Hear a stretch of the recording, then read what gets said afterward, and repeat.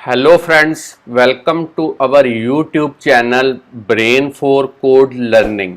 तो आज का जो हमारा टॉपिक है आईओएस एप्लीकेशन डेवलपमेंट के अंदर वो है किस तरीके से हमने सर्च वाला जो इंटरफेस है वो इंटीग्रेट करना है एप्लीकेशन के अंदर। और इस एग्जांपल के अंदर हम स्कोप बटन्स को भी जो है वो यूज़ करेंगे ताकि यूज़र जो है वो अपनी सर्चिंग वाला जो फैसिलिटी है उसकी जो स्कोप है उसको इन्हांस कर पाए, उसको और भी रिफाइन कर पाए। कहने का मतलब अब यूज़र जो है सर्चिंग जो है वो कैटेगरी वाइज भी जो है वो करवा सकता है एप्लीकेशन के अंदर स्कोप बटन की हेल्प के साथ। तो चलिए यहाँ पे आप देख पा रहे हैं मेरे पास एक लाइव रनिंग एग्जांपल है सिमुलेटर के अंदर। ये एग्जांपल बेसिकली मैंने फुटवेयर स्टोर के रिलेटेड जो है वो तैयार की है। और यहाँ पे आप देख पा रहे हैं डिफरेंट डिफरेंट शूज़ जो हैं वो मैंने ग्रिड की हेल्प के साथ कलेक्शन व्यू के थ्रू जो है वो यहाँ पे डिस्प्ले करवाया हुआ है डेटा ग्रिड की फॉर्म के अंदर। यहाँ पे आप स्क्रॉल करके देख सकते हैं।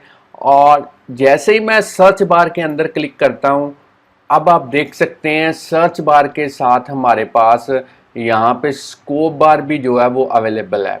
और इस स्कोप बार के अंदर कैटेगरी के थ्रू जो है वो मैंने स्कोप बटन्स जो हैं वो डिस्प्ले करवाए हुए हैं। अगर यूज़र स्पोर्ट्स कैटेगरी के ऊपर इस स्कोप बटन को सिलेक्ट करता है तो आप देख पा रहे हैं अब वही शूज़ जो हैं वो डिस्प्ले हुए हैं हमारे पास इस कलेक्शन व्यू की हेल्प के साथ, जिसकी कैटेगरी या फिर जिसकी टाइप जो है वो स्पोर्ट्स शूज़ के रिलेटेड है। और अगर मैं कैजुअल शूज़ यहाँ पे क्लिक करता हूँ तो अब आप देख पा रहे हैं ओनली वो वाले शूज़ जिनकी कैटेगरी कैजुअल है वो यहाँ पे डिस्प्ले हो चुके हैं। और अगर मैं सैंडल वाले स्कोप बटन पे क्लिक करूँ तो अब आप देख पा रहे हैं किस तरीके से डेटा जो है वो कैटेगरी वाइज भी जो है वो यहाँ पे फिल्टर्ड हो रहा है। और अगर मैं ऑल पे क्लिक करता हूँ तो अब मेरे पास सारे का सारा डेटा जो है वो यहाँ पे डिस्प्ले हो चुका है। और अगर मैं ऊपर कहीं पे भी सर्च करने की कोशिश करता हूँ स्नीकर, तो आप देख पा रहे हैं 4 तरीके के शूज़ जो हैं वो यहाँ पे डिस्प्ले हो चुके हैं। और अगर ये तो सर्चिंग हुई पूरे का पूरा डेटा में से आप सर्च कर रहे हैं। अगर मैं केवल कोई पर्टिकुलर सैंडल सर्च करना चाहता हूँ तो मैं डायरेक्टली सैंडल कैटेगरी पे क्लिक कर सकता हूँ और यहाँ पे जो है अपने अकॉर्डिंगली टैन कलर का जो सैंडल है वो यहाँ पे सर्च कर सकता हूँ। अब मेरे पास जो टैन कलर का जो प्रोडक्ट यहाँ पे अवेलेबल हुआ है वो केवल सैंडल कैटेगरी को बिलोंग करता है, क्योंकि हमने स्कोप बटन जो है वो पहले से ही प्रेस कर दिया है। इसका मतलब है कि अब आप जो कैटेगरी वाइज भी डेटा को जो है वो सर्च करवा सकते हैं अपनी एप्लीकेशन के अंदर, क्योंकि काफ़ी सारी ई कॉमर्स के रिलेटेड एप्लीकेशन है जिसमें आपको इस तरीके की जो फंक्शनैलिटी है वो देखने को मिलेगी। क्योंकि यूज़र चाहता है कि उसकी जो सर्चिंग वाली जो फिल्ट्रेशन वाली जो इंटरफेस है वो और भी बढ़िया जो है एप्लीकेशन के अंदर हो। और अगर मैं यहाँ पे कैंसिल बटन के ऊपर क्लिक करता हूँ तो अब आप देख पा रहे हैं मेरी सर्चिंग जो है वो बंद हो चुकी है और स्कोप बटन के अकॉर्डिंगली जो है वो फिल्टर डेटा सारे का सारा जो है वो यहाँ पे डिस्प्ले हो चुका है। अगर मैं ऑल पे क्लिक करता हूँ तो फिर से सारे का सारा डेटा जो है वो यहाँ पे अवेलेबल है। और अगर मैं आपको कीबोर्ड को टॉगल करके दिखाऊं तो मैंने यहाँ पे एक और चेंजेस कीबोर्ड लेआउट के अंदर की है। बाय डिफ़ॉल्ट यहाँ पे आप देख पा रहे हैं आपको सर्च बटन अवेलेबल होता है, मगर हमने कोडिंग के थ्रू यहाँ पे जो बटन डिस्प्ले करवाया है वो करवाया है डन बटन। तो ये भी हम कोड के थ्रू आपको बताएंगे कैसे आप सर्च बटन की जगह पे कोई और बटन जो है वो डिस्प्ले करवा सकते हैं।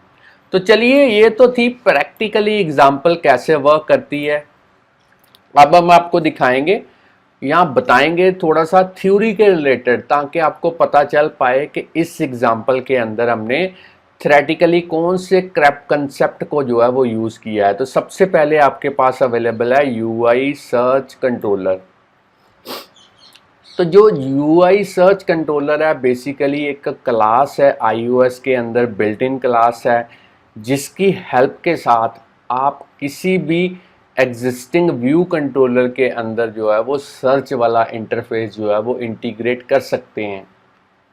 और यही यूआई सर्च कंट्रोलर क्लास है जिसमें हमें यूआई सर्च बार जो है वो बाय डिफ़ॉल्ट अवेलेबल होती है उसी सर्च बार की हेल्प के साथ जो है वो यूज़र जो है वो एंटर कर सकता है सर्च टेक्स्ट। जैसे मैंने यहाँ पे लिखा 10, तो यहाँ पे मैं आपको दिखा देता हूँ।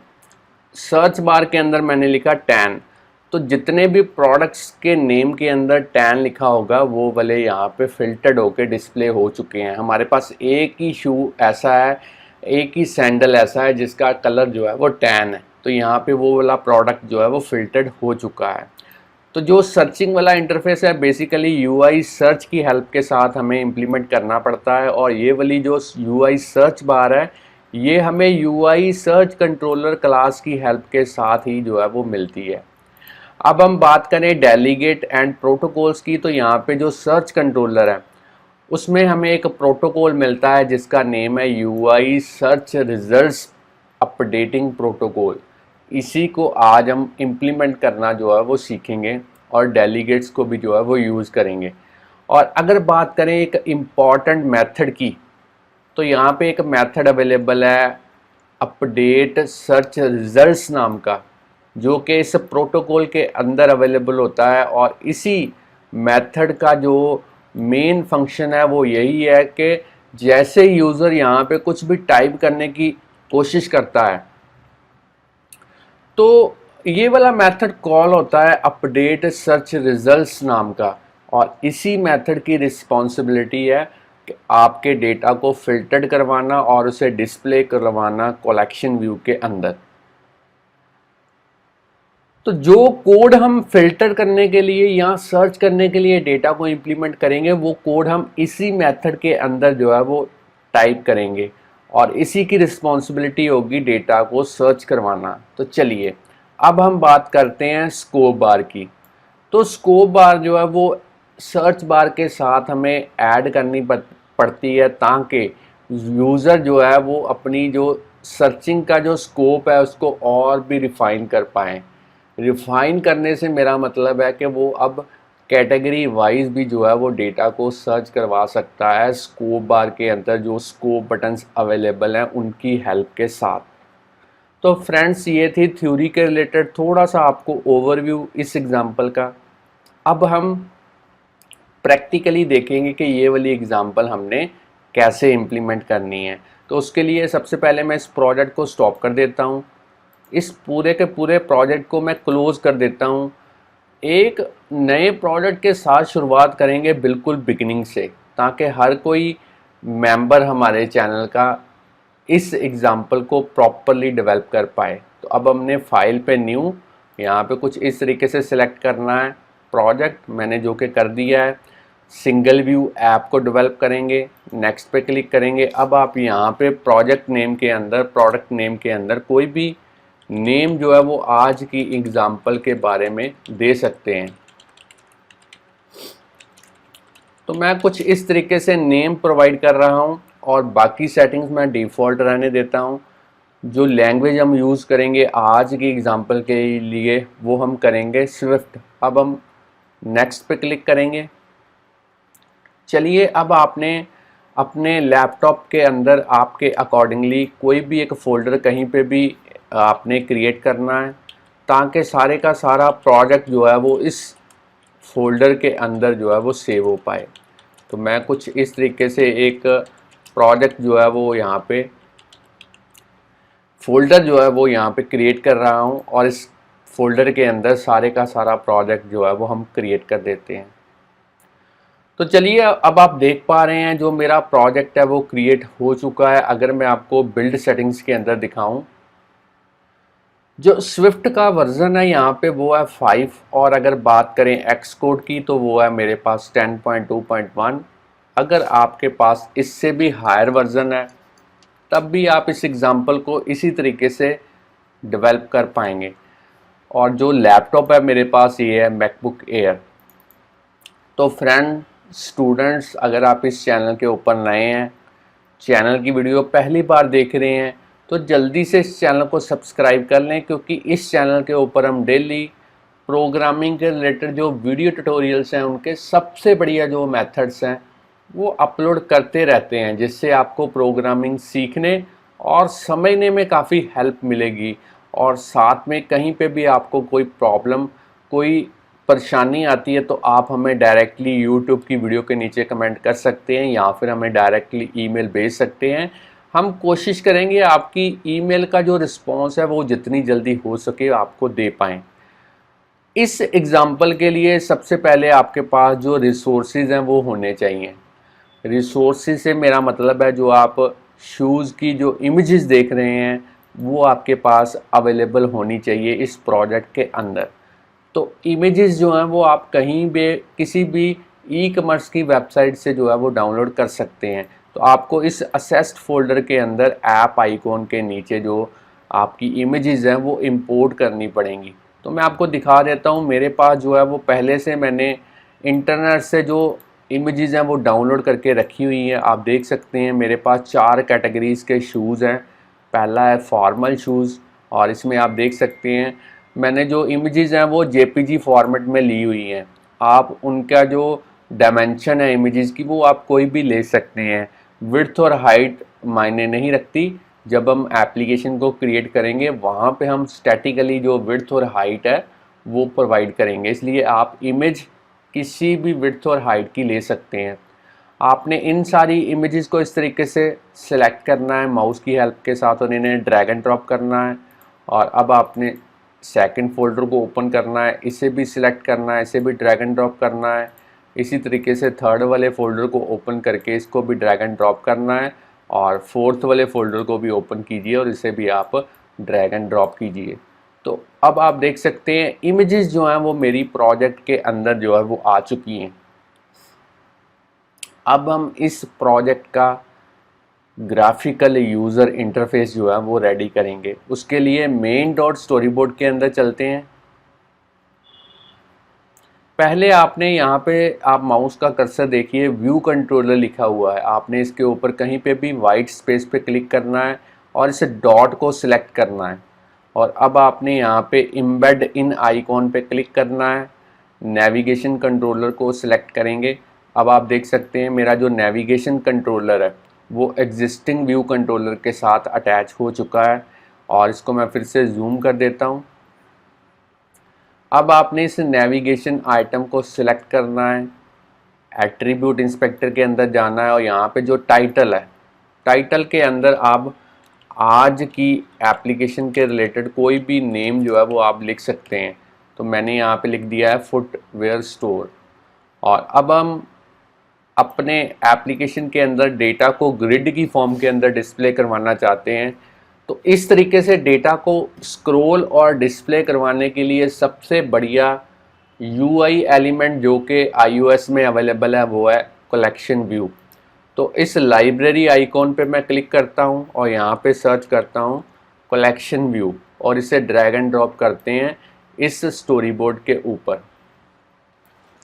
अब मैं चाहता हूँ कि जो कलेक्शन व्यू है ये मेरे मोबाइल की जो बची हुई स्क्रीन है उसको कवर अप कर पाए, सारे का सारा एरिया जो है वो कवर अप कर पाए।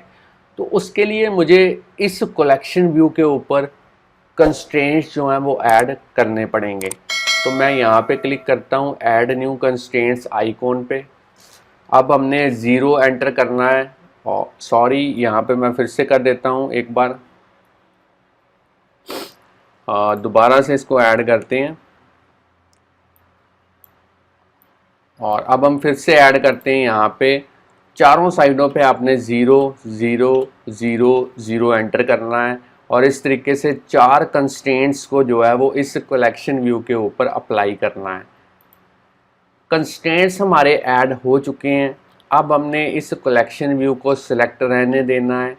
साइज़ इंस्पेक्टर के अंदर जाना है और यहाँ पे जो सेल का साइज़ है इसकी विड्थ आपने प्रोवाइड करनी है 200, हाइट प्रोवाइड करनी है 250, मिनिमम स्पेसिंग आपने सेल के लिए एंटर करना है 5, लाइंस के लिए 5, सेक्शन इनसेट आपने करना है टॉप पे 2, बॉटम पे 0, लेफ़्ट पे 2, राइट पे 2। तो इस तरीके की जो कॉन्फ़िगरेशन है वो आपने कर देनी है। अब आपने इस कलेक्शन व्यू को एक्सपेंड करना है और इस कलेक्शन व्यू सेल को सिलेक्ट करना है, एट्रीब्यूट इंस्पेक्टर के अंदर जाना है और यहाँ पे जो सेल का आइडेंटिफायर का नेम है वो आपने कोई भी रखना है। मैं यहाँ पे रख रहा हूँ सेल। तो सेम नेम आपको कोडिंग के अंदर भी जो है वो यूज़ करना पड़ेगा। जो नेम आप आइडेंटिफायर का यहाँ पे स्पेसिफाई करेंगे वही नेम आपको कोडिंग के अंदर भी जो है वो यूज़ करना पड़ेगा। जब मैं कोडिंग करूँगा तब मैं आपको एक बार फिर से रिमाइंड करवा दूंगा वहाँ पे। तो चलिए आगे चलते हैं। अब हमने इस सेल के अंदर एक इमेज, इस तरीके से एक इमेज और साथ में उस प्रोडक्ट का जो नेम है वो डिस्प्ले करवाना है। तो उसके लिए इस लाइब्रेरी के थ्रू सबसे पहले एक इमेज व्यू को हम ड्रैग एंड ड्रॉप करेंगे इस कलेक्शन व्यू सेल के अंदर। इसको मैं रीसाइज करता हूँ, साइज इंस्पेक्टर के अंदर जाते हैं और इस इमेज की जो विड्थ है वो हम लेते हैं 180 और इसकी जो हाइट है वो आपने लेनी है 175 और इसे माउस की हेल्प के साथ थोड़ा सा हॉरिजेंटली जो है आपने सेंटर में जो है वो प्लेस करना है। और एट्रीब्यूट इंस्पेक्टर के थ्रू कोई भी एक इमेज जो है वो यहाँ पे लगा के देख लेते हैं क्या वो प्रॉपरली डिस्प्ले हो पाती है। तो बिल्कुल ठीक है यहाँ पे। अब लाइब्रेरी के थ्रू एक लेबल को सर्च करते हैं और इस लेबल को भी ड्रैग एंड ड्रॉप करते हैं इस इमेज के नीचे। अब मैं इसकी जो विड्थ है वो इंक्रीज़ कर देता हूँ और इस लेबल की अलाइनमेंट मैं सेंटर में कर देता हूँ। इसका फॉन्ट का साइज़ मैं 15 कर देता हूँ। इस टी आइकॉन पे क्लिक करके इसका जो स्टाइल है वो मैं रेगुलर बोल्ड कर देता हूँ। डन पे क्लिक करता हूँ। कलर आप कोई भी ले सकते हैं, यहाँ पे मैं ब्लू कर देता हूँ और यहाँ पे मैं लिख के देख लेता हूँ क्या प्रॉपरली जो मेरी लेबल है वो यहाँ पे प्रॉपरली डिस्प्ले हो पाती है। तो बिल्कुल ठीक है। अब हमने इस इमेज और इस लेबल के ऊपर जो है वो कंस्ट्रेंट्स अप्लाई करने हैं। तो सबसे पहले इस इमेज को सिलेक्ट करते हैं और ऐड न्यू कंस्ट्रेंट्स आइकॉन पे क्लिक करते हैं और सबसे पहले आपने इस कंस्ट्रेंट टू मार्जिन वाले आइकॉन को रिमूव करना है, यहाँ पे अनचेक करना है और ऊपर भी टॉप पे भी 10, लीडिंग 10, ट्रेलिंग 10, इस तरीके से माउस से इन लाइंस को जो है वो हाईलाइट करना है। टॉप, लीडिंग, ट्रेलिंग और हाइट जो है वो यहाँ पे आपने इस तरीके से चेक मार्क करना है इस बॉक्स को और इसे ऐड करना है इमेज के ऊपर। अब इस लेबल को सिलेक्ट करते हैं क्योंकि मैं लेबल के अंदर डेटा को मल्टीपल लाइंस में डिस्प्ले करवाना चाहता हूं, क्योंकि हो सकता है प्रोडक्ट का जो नेम है यहाँ पे आप देख सकते हैं कुछ प्रोडक्ट्स का नेम 2 लाइंस में डिस्प्ले हुआ है और कुछ का एक ही लाइन में डिस्प्ले हुआ है। इसीलिए हम चाहते हैं डेटा को मल्टीपल लाइंस में डिस्प्ले करवाना। तो उसके लिए इस लेबल को सिलेक्ट करना पड़ेगा और यहाँ पे जो लाइंस वाली इसकी प्रॉपर्टी है इसको 0 करना पड़ेगा, तभी ये मल्टीपल लाइंस में जो डेटा है वो डिस्प्ले हो पाएगा। और इसके ऊपर कंस्ट्रेंट्स ऐड करते हैं इस लेबल के ऊपर। तो मैं यहाँ पे ऐड करता हूँ न्यू कंस्ट्रेंट। सबसे पहले कंस्ट्रेंट टू मार्जिन वाले चेकबॉक्स को अनचेक करेंगे। टॉप पे हम रखेंगे 10, लीडिंग भी हमने करना है 10, ट्रेलिंग भी हमने करना है 10 और इसकी जो हाइट है वो मैं कर देता हूँ 40, क्योंकि हम मल्टीपल लाइंस में डेटा को डिस्प्ले करवाना चाहते हैं। और इसे ऐड कर देता हूँ एज ए कंस्ट्रेंट।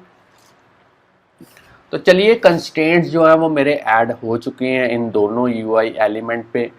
अब हम चाहते हैं इन दोनों यूआई एलिमेंट्स का जो आईबी आउटलेट है वो क्रिएट करना। मगर आईबी आउटलेट क्रिएट करने से पहले हमें एक कस्टम कलेक्शन व्यू सेल की क्लास जो है वो क्रिएट करनी पड़ेगी। तो उसके लिए यहाँ पे क्लिक करते हैं प्लस वाले आइकॉन पे, न्यू फाइल ऐड करते हैं यहाँ पे कोकोआ टच क्लास, नेक्स्ट पे क्लिक करेंगे। अब आपने जो सुपर क्लास यूज़ करनी है नीचे उसका नेम होना चाहिए UI collection view cell class और ऊपर जो क्लास का नेम है वो आप कोई भी दे सकते हैं। तो मैं अपने अकॉर्डिंगली यहाँ पे क्लास का नेम कुछ इस तरीके से ले रहा हूँ my collection view cell class और नेक्स्ट पे क्लिक करते हैं और इसे क्रिएट करते हैं प्रोजेक्ट के अंदर। अब मेरी जो क्लास है वो बन चुकी है, इसे अटैच करेंगे अपने कलेक्शन व्यू सेल के साथ। तो उसके लिए मेन डॉट स्टोरी बोर्ड में चलते हैं, इस सेल को सिलेक्ट करते हैं, आइडेंटिटी इंस्पेक्टर के अंदर चलते हैं और यहाँ पे जो क्लास हमने क्रिएट की है उसका नेम लिखने की कोशिश करनी है। और जैसे ही थोड़ा सा भी नेम हम लिखेंगे पूरे का पूरा नेम जो है वो ऑटोमेटिकली यहाँ पे आ चुका है। अब आपने एंटर प्रेस करना है और जो कनेक्टिविटी है वो मेरी हो चुकी है। अब मैं इसको एक बार सेव करता हूँ। अब हम आईबी आउटलेट जो है वो क्रिएट कर सकते हैं। आईबी आउटलेट क्रिएट करने के लिए आज हम असिस्टेंट एडिटर की हेल्प लेंगे। तो उसके लिए माउस का कर्सर देखिए, यहाँ पे 2 सर्कल ज्वाइन किए हुए हैं, तो ये बेसिकली असिस्टेंट एडिटर को अनेबल करने के लिए बटन है। तो इसके ऊपर क्लिक करेंगे तो अब आप देख पा रहे हैं मेरा असिस्टेंट एडिटर जो है वो ओपन हो चुका है। साइड वाले पैनल्स को मैं हाइड कर देता हूँ ताकि आपको इसे देखने में कोई परेशानी, कोई दिक्कत ना हो। बाय डिफ़ॉल्ट जो क्लास ओपन हुई है वो है व्यू कंट्रोलर, मगर हम क्लास जो यूज़ करना चाहते हैं वो है my collection view cell class. तो उसको ओपन करने के लिए हम ऑटोमेटिक पे क्लिक करेंगे, मैनुअल में जाएंगे और यहाँ पे अपने प्रोजेक्ट को ओपन करके क्लास को ओपन करेंगे, my collection view cell class को, और इसमें एंटर प्रेस करते हैं। अब हमने यहाँ पे एक इमेज को सिलेक्ट करना है, कीबोर्ड पे कंट्रोल की को प्रेस करते हुए उसे ड्रैग एंड ड्रॉप करना है और इसे आईबी आउटलेट को जो नेम है वो आपने प्रोवाइड करना है। तो मैं यहाँ पे लिख रहा हूँ माई इमेज, इसे कनेक्ट करते हैं और इसी तरीके से लेबल को भी सिलेक्ट करते हैं, कंट्रोल की को प्रेस करते हुए उसे ड्रैग एंड ड्रॉप करेंगे और यहाँ पे लिखेंगे माई लेबल और इसे भी जो है वो कनेक्ट कर देते हैं। अब हमारा जो असिस्टेंट एडिटर वो ओपन तो है ही, हमने एक आईबी आउटलेट और क्रिएट करना है इस कलेक्शन व्यू के लिए भी, मगर उसके लिए हमें जो क्लास है वो डिफरेंट यूज़ करनी पड़ेगी। तो मैं फिर से मैनुअल के थ्रू यहाँ पे सिलेक्ट करता हूँ व्यू कंट्रोलर और इस व्यू कंट्रोलर के अंदर इस कलेक्शन व्यू को सिलेक्ट करते हुए कीबोर्ड पे कंट्रोल की को प्रेस करते हुए उसे ड्रैग एंड ड्रॉप करेंगे और यहाँ पे जो नेम है वो आप कोई भी प्रोवाइड कर सकते हैं। मैं यहाँ पे लिख रहा हूँ माई कलेक्शन व्यू और इसे भी कनेक्ट कर देते हैं। तो चलिए यहाँ पे मेरे जो आईबी आउटलेट्स हैं वो बन चुके हैं। फिर से स्टैंडर्ड एडिटर के अंदर चलते हैं, साइड वाले पैनल्स को मैं अनहाइड करता हूँ और हर एक फाइल को जिसमें मैंने चेंजेस किए हैं उसको सेव करने की कोशिश करते हैं। अब ग्राफिकल यूज़र इंटरफेस तो हमारा रेडी है। यहाँ पे आप देख पा रहे हैं किस तरीके से मैंने डेटा को जो है डिस्प्ले करवाया हुआ है। तो इस डेटा को कहाँ से पिक किया है हमने, उसके लिए हमें एक कस्टम क्लास या फिर कह सकते हो यूज़र डिफाइंड क्लास क्रिएट करनी पड़ेगी और हर एक सेल के लिए एक अलग से ऑब्जेक्ट जो है वो क्रिएट करना पड़ेगा और उन ऑब्जेक्ट्स को इकट्ठा करने के लिए एक हम एरे की हेल्प जो है वो लेंगे। तो चलिए चलते हैं, एक यूज़र डिफाइंड क्लास जो है वो क्रिएट कर लेते हैं। तो उसके लिए यहाँ पे ऐड करते हैं new file, Swift file, next पे क्लिक करेंगे। इस फाइल का नेम आप कोई भी रख सकते हैं, मैं अपने अकॉर्डिंगली रख रहा हूँ फुटवेयर डेटा और इसे क्रिएट कर देता हूँ प्रोजेक्ट के अंदर। अब हम यहाँ पे एक क्लास क्रिएट करेंगे फुटवेयर डेटा नाम की और इसमें हमने 3 डेटा मेंबर्स को यूज़ करना है। सबसे पहले है प्रोडक्ट का नेम, उसको हम लेंगे स्ट्रिंग टाइप का। फिर हम लेंगे प्रोडक्ट की टाइप, कहने का मतलब वो सैंडल है, कैजुअल शूज़ है या स्पोर्ट शूज़ है, इस तरीके की कौन सी कैटेगरी को बिलोंग करता है वो हम प्रोडक्ट टाइप में जो है वो लिखेंगे। अब हम लेंगे प्रोडक्ट की इमेज और इसको भी हम स्ट्रिंग टाइप का यूज़ करेंगे। अब हम यहाँ पे इनिशियलाइज़र को यूज़ करेंगे और यहाँ पे लिखेंगे पी नेम, पैरामीटर्स पास करेंगे 3 इसको,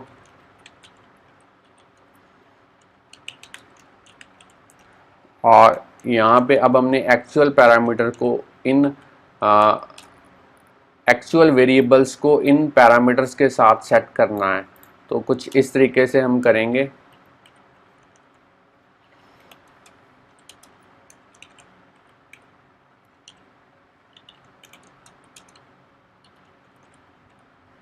चलिए अब आप देख सकते हैं यहाँ पे मेरी जो क्लास है वो बन चुकी है प्रॉपरली।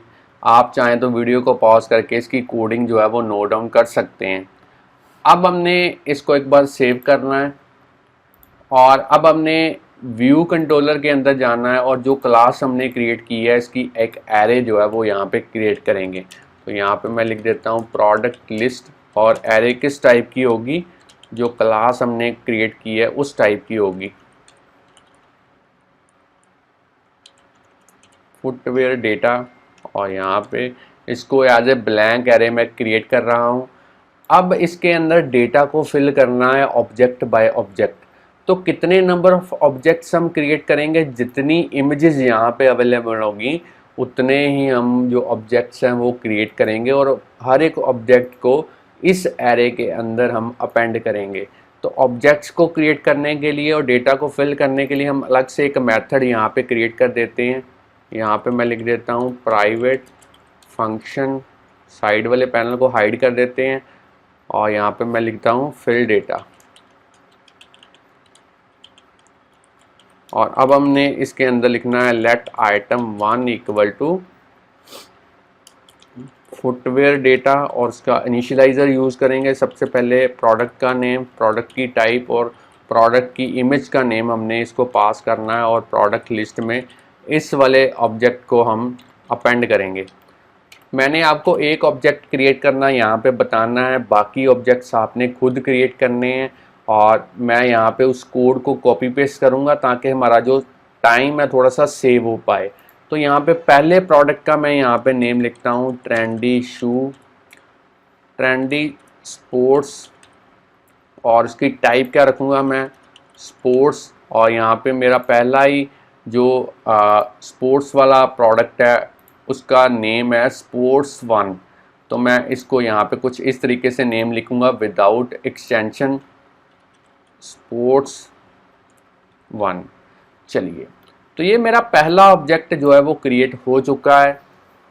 आपने इमेज नेम के अंदर एक्सटेंशन को यूज़ नहीं करना। अब हम 1 बाय 1 सभी ऑब्जेक्ट्स क्रिएट करेंगे, मगर मेरे पास कोड जो है वो पहले से मैंने लिखा हुआ है, उसी कोड को मैं कॉपी करूँगा, यहाँ पे पेस्ट करूँगा। तो चलिए कॉपी पेस्ट करते हैं।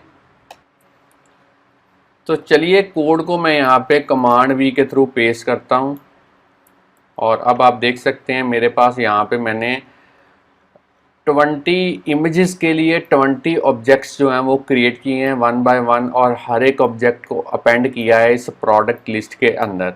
तो इसी तरीके से आप इजीली सभी ऑब्जेक्ट्स जो हैं वो अपने अकॉर्डिंगली क्रिएट कर सकते हैं। और जो कैटेगरीज मैंने यहाँ पे ली हैं, यहाँ पे आप देख सकते हैं स्पोर्ट्स कैटेगरी है, फॉर्मल शूज़ हैं कैटेगरी, कैजुअल है और यहाँ पे लास्ट में सैंडल है। तो इस तरीके से कैटेगरीज भी आप जो है वो ले सकते हैं। अब हमने इस फंक्शन को फिल डेटा नाम के फंक्शन को इस व्यू डिड लोड के अंदर कॉल करना है ताकि जैसे ही आपकी एप्लीकेशन स्टार्ट हो तो आपकी एरे जो है वो ऑब्जेक्ट्स के साथ जो है वो फिल हो जानी चाहिए। अब हम अदर वेरिएबल्स यहाँ पे यूज़ करेंगे। तो अदर में हम यहाँ पे एक एरे और यूज़ करेंगे सर्च्ड डेटा नाम की। किस टाइप की लेंगे, वही फुटवेयर डेटा टाइप की। और इस एरे को हम अब टेम्परेरी यूज़ करेंगे क्योंकि अब आप देख सकते हैं यहाँ पे फुल डेटा डिस्प्ले हुआ है प्रोडक्ट लिस्ट से। और अगर मैं यहाँ पे इस तरीके से सर्च करने की कोशिश करता हूँ तो जो फिल्टर्ड डेटा है उसे भी हमें किसी एरे के अंदर टेम्परेरी स्टोर करना पड़ेगा। तो उसी टेम्परेरी स्टोर करने के लिए सर्च डेटा को मैंने अलग से यहाँ पे एक ब्लैंक एरे जो है वो यूज़ की है। अब हम यहाँ पे बूलियन वेरिएबल यूज़ करेंगे सर्चिंग नाम का, इसको बाय डिफ़ॉल्ट फॉल्स करेंगे। तो ये बेसिकली जस्ट मैंने डिटेक्शन के लिए ये बूलियन वेरिएबल लिया है क्योंकि यूज़र जब डेटा को यहाँ पे सर्च करेगा तब हम इस सर्चिंग वाले वेरिएबल को ट्रू करेंगे ताकि कोड में हम कहीं पे भी डिटेक्ट कर पाएँ कि सर्चिंग जो है वो चल रही है या नहीं चल रही।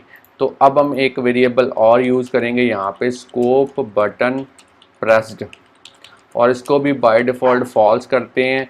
और जब कभी भी यूज़र जो है किसी स्कोप बटन के ऊपर क्लिक करेगा इस तरीके से, तब हम इस स्कोप बटन प्रेस्ड जो बूलियन वेरिएबल है इसको हम ट्रू करेंगे ताकि कोड के अंदर कहीं पे भी हम पता कर पाएँ कि यूज़र ने स्कोप बटन को क्लिक किया है या फिर नहीं किया। तो इन दोनों वेरिएबल्स का जो पर्पस है वो यही है, डिटेक्ट करने के लिए लेटर कोड के अंदर।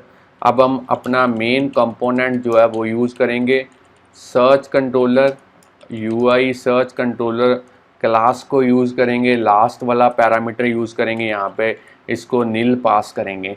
तो हमने नील पास क्यों किया,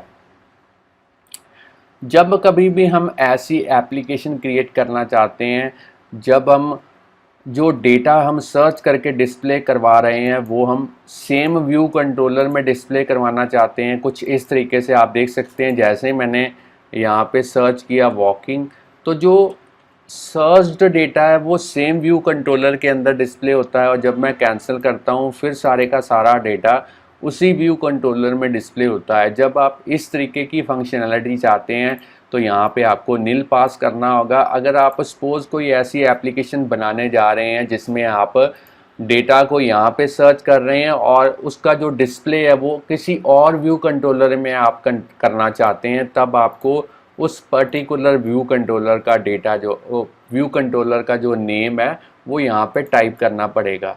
मगर आज की एग्जांपल के अंदर हम सेम व्यू कंट्रोलर में जो सर्च डेटा है वो डिस्प्ले करवाना चाहते हैं, इसीलिए मैंने यहाँ पे जो है वो नील पास किया है। अब हम इस सर्च कंट्रोलर के ऊपर थोड़ी सी कॉन्फ़िगरेशंस करेंगे। तो उन कॉन्फ़िगरेशंस को करने के लिए मैं यहाँ पे अलग से एक मेथड जो है वो क्रिएट करूँगा। तो यहाँ पे मैं मेथड लिख लेता हूँ, private function configure search data search controller.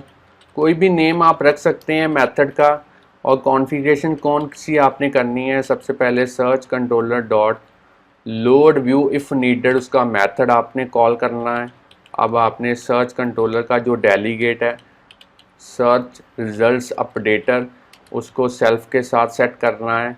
अब आपने सर्च कंट्रोलर का जो सर्च बार के अंदर जो डेलीगेट है उसको भी सेल्फ के साथ सेट करना है।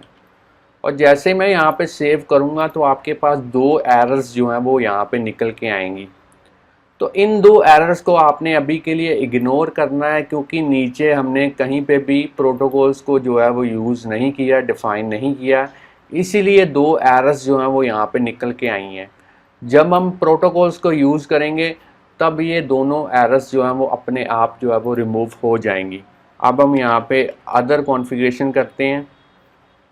एक यहाँ पे हमारे पास प्रॉपर्टी है ऑब्सक्योर बैकग्राउंड ड्यूरिंग प्रेजेंटेशन, इसको आपने फॉल्स करना है ताकि सर्च करते वक्त आपका जो बैकग्राउंड का जो व्यू है वो उसकी लाइट जो है वो डिम ना हो।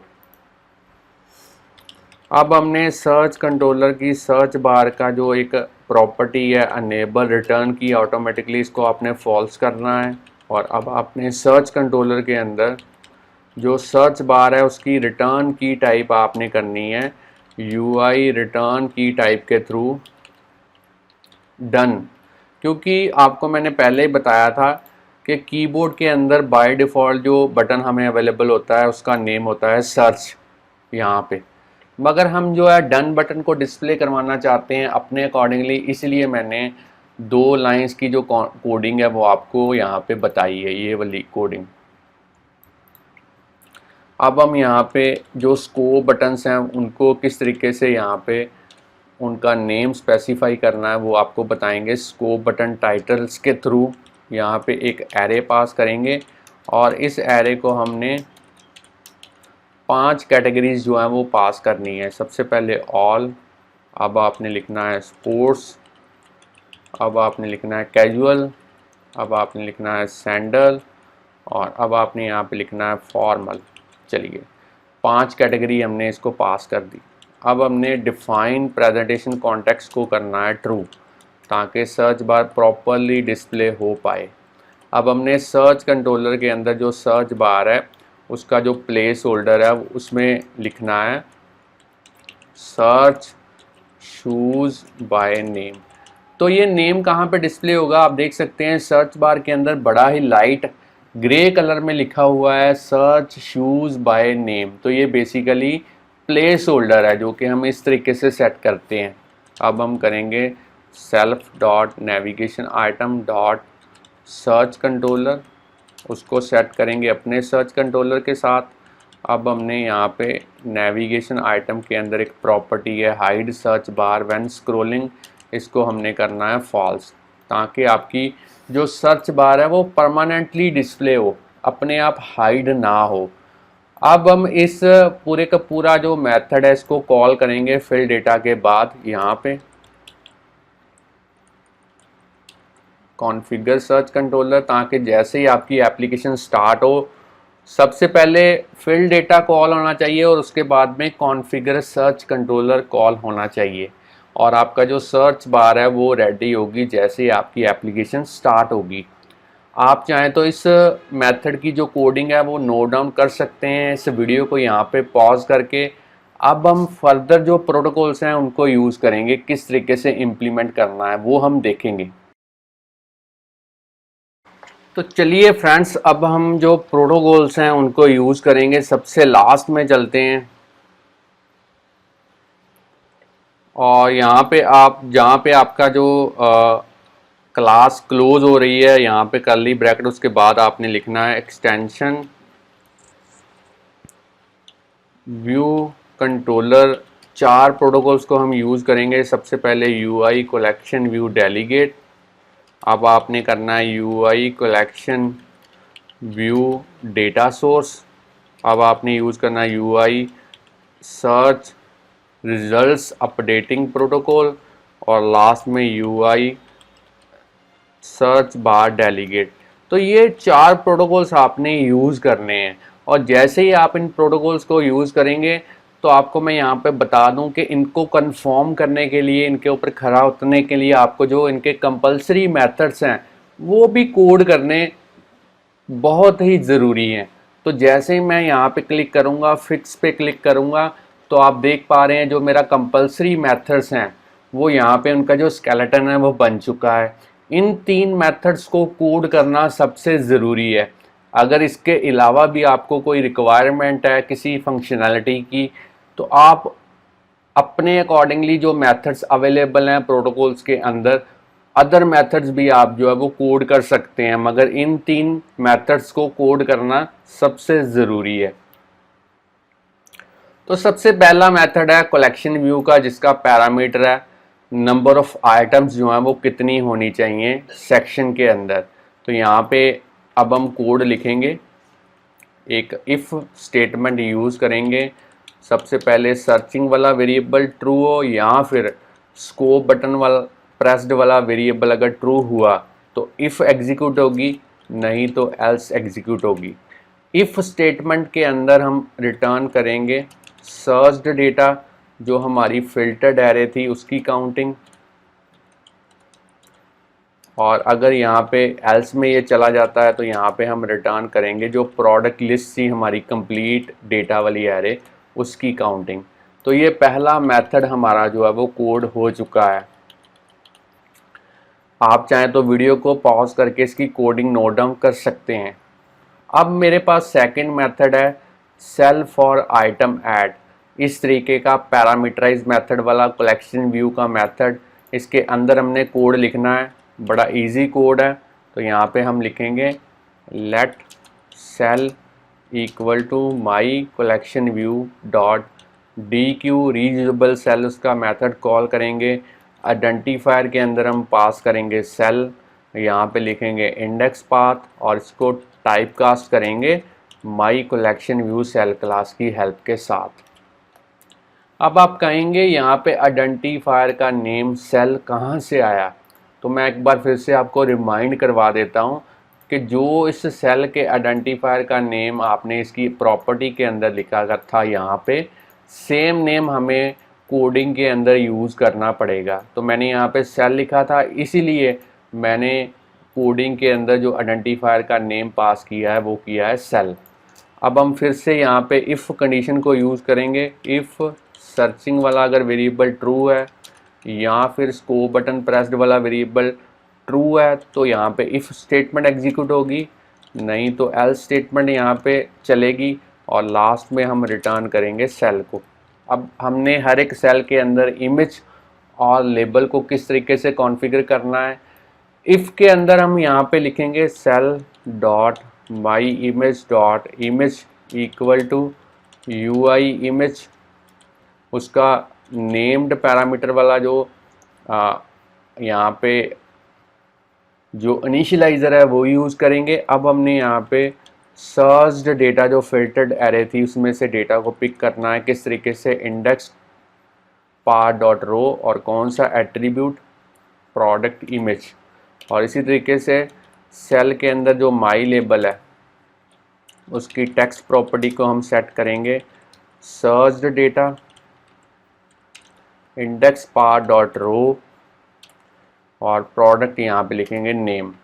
अब आपने इन दो स्टेटमेंट्स को यहाँ से कॉपी करना है और एल्स में इसको पेस्ट करना है और चेंजेस क्या क्या करनी है।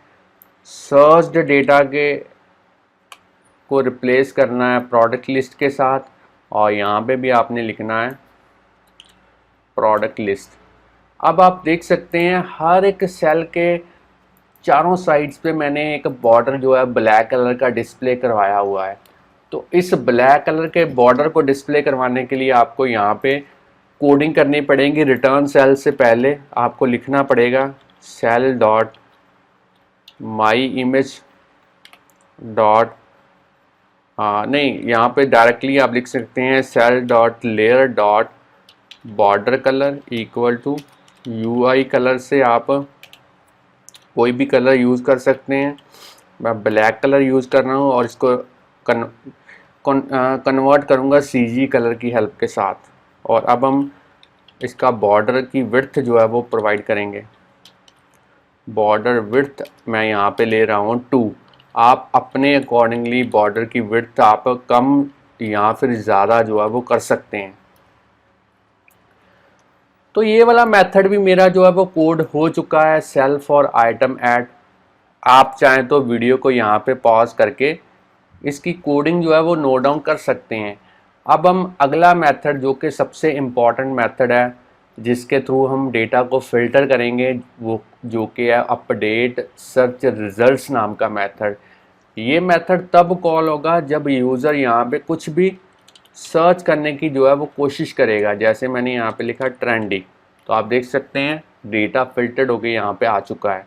तो ये जो फिल्टर्ड करने वाला प्रोसेस है किसकी रिस्पॉन्सिबिलिटी है? इसी अपडेट सर्च रिजल्ट्स नाम के मेथड की है। इसके अंदर हम कोडिंग करेंगे। सबसे पहले स्कोप बटन की जो रेफरेंस है वो लेंगे कुछ इस तरीके से search bar dot scope button titles forcefully unwrap करेंगे और इसको पास करेंगे यहाँ पे search controller dot search bar dot selected scope button index, कुछ इस तरीके से। अब हम जो टेक्स्ट यूज़र ने सर्च बार के अंदर टाइप किया है उसकी रेफरेंस भी लेंगे। चलिए, अब हमने जो सर्च बार के अंदर डेटा यहाँ पे टाइप किया या नहीं किया उसको हमने चेक करना है। तो उसके लिए यहाँ पे लिखेंगे एक condition search text dot is empty. कहीं ये एम्प्टी तो नहीं है। अगर एम्प्टी नहीं हुआ कहने का मतलब यूज़र ने यहाँ पे कुछ ना कुछ टाइप किया है, तब हमारी इफ़ स्टेटमेंट एग्जीक्यूट होगी, नहीं तो एल्स स्टेटमेंट जो है वो एग्जीक्यूट होगी। और इफ़ के अंदर हमने कोडिंग कौन सी करनी है? इफ़ के अंदर हम कोडिंग लिखेंगे सर्चिंग, सबसे पहले करेंगे ट्रू। अब हमने जो हमारा सर्च्ड डेटा फिल्टर्ड एरे थी उसको क्लियर करना है ताकि कोई पुराना डेटा उसमें अवेलेबल ना हो।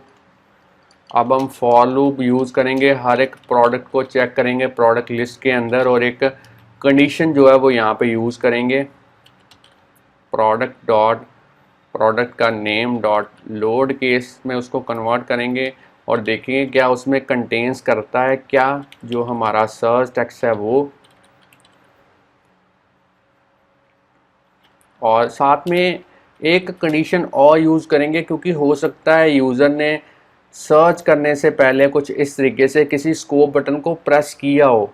तो अब हमने कैटेगरी वाइज सर्च भी जो है वो अप्लाई करना है। तो इसलिए हम एक कंडीशन और यहाँ पे यूज़ करेंगे प्रोडक्ट की type equal to scope button या फिर और ऑपरेटर के through scope button equal to all. अगर ये दोनों कंडीशंस ट्रू होती हैं तब हम सर्च्ड डेटा के अंदर अपेंड करेंगे अपना पर्टिकुलर प्रोडक्ट जो हम इटरेट कर रहे हैं फॉर लूप की हेल्प के साथ। तो ये हमारी हो गई इफ़ कंडीशन कंप्लीट। अब हमने एल्स के अंदर कोडिंग करनी है। तो एल्स में चलते हैं और फिर से यहाँ पे एक कंडीशन यूज़ करेंगे क्या हमारा जो स्कोप बटन है वो प्रेस किया हुआ है, इस तरीके से डायरेक्ट करेंगे। अगर वो किया हुआ है प्रेस तो इफ़ स्टेटमेंट एग्जीक्यूट होगी, नहीं तो एल्स स्टेटमेंट जो है वो अपनी एग्जीक्यूट होगी। और इफ़ के अंदर हम फिर से कोड लिखेंगे, सर्च्ड डेटा का पुराना डेटा जो है वो रिमूव करेंगे, क्लियर करेंगे उसको बटन की रेफरेंस लेंगे,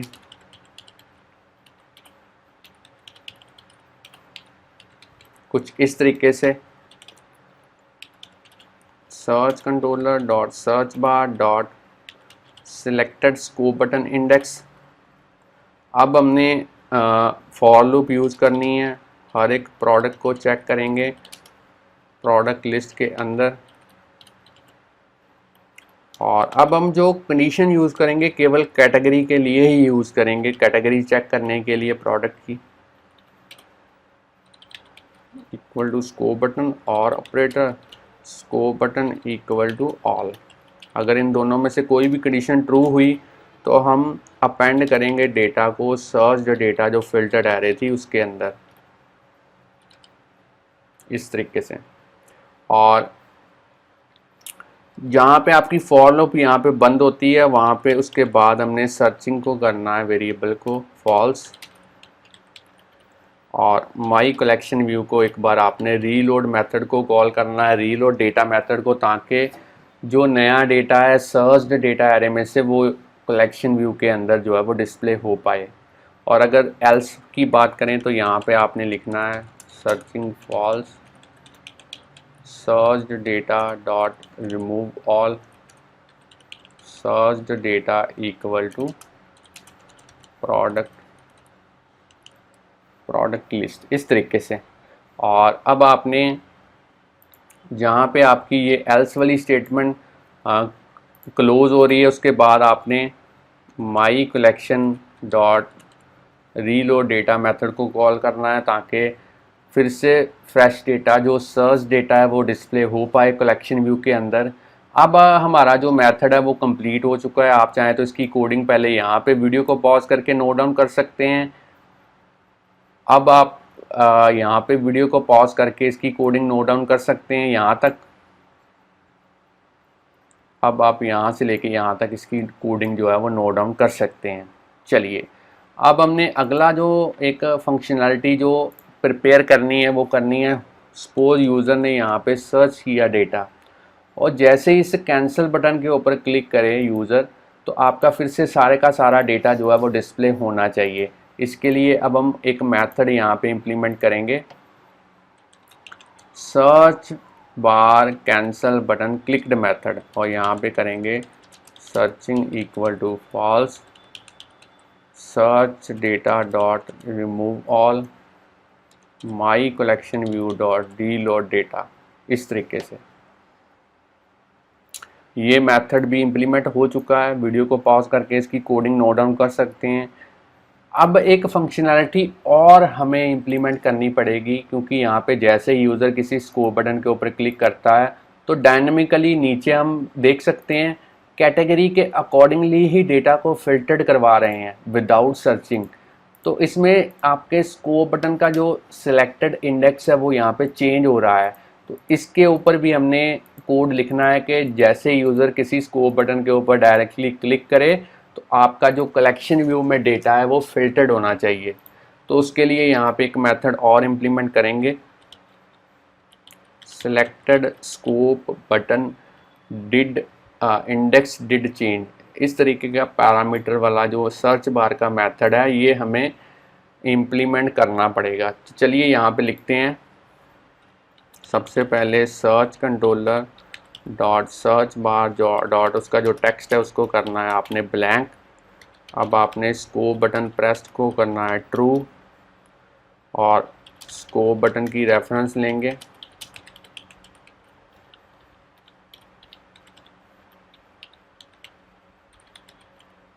टाइटल्स, और इसको हम पास करेंगे search controller dot search bar dot selected scope button index. और अब हमने सर्च डेटा का क्लियर करना है एरे को रिमूव ऑल के थ्रू।